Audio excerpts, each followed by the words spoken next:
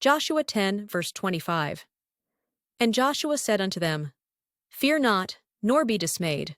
Be strong and of a good courage, for thus shall the Lord do to all your enemies against whom ye fight. Context in one line. This came after a dramatic rescue and victory in which Joshua and Israel had trusted God, and Joshua encourages the people and prisoners not to lose heart because God fights on their behalf. Verse explained, phrase by phrase, Fear not, nor be dismayed. Joshua's first move is to remove panic. Fear often comes first when a crisis hits.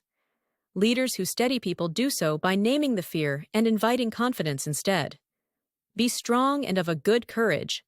Strength here isn't grit alone, but courage rooted in faith and resolve.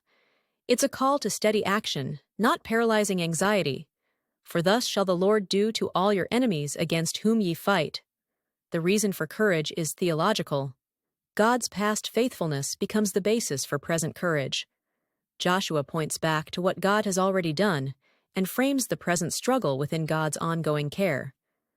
Why this matters today, life throws battles at us that aren't always military.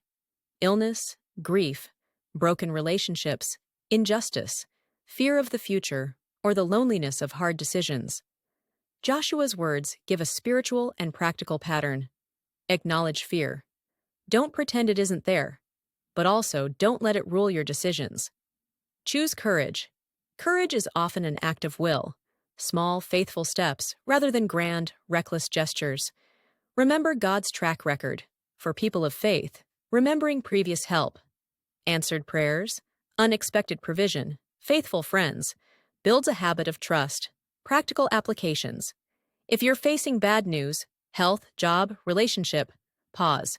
Name the fear, breathe, call a friend, and plan one concrete next step you can take today. In workplaces or communities where you must stand for what's right, let courage be disciplined. Speak truth with kindness and back it with action. For parents or caregivers feeling overwhelmed, draw strength from community. Ask for help, accept support, and remember that courage shared multiplies. A cautious note. Joshua's confidence rests on God's promise and the historical narrative of Israel. In our time, the Lord will do shouldn't be used to justify harm or impatience.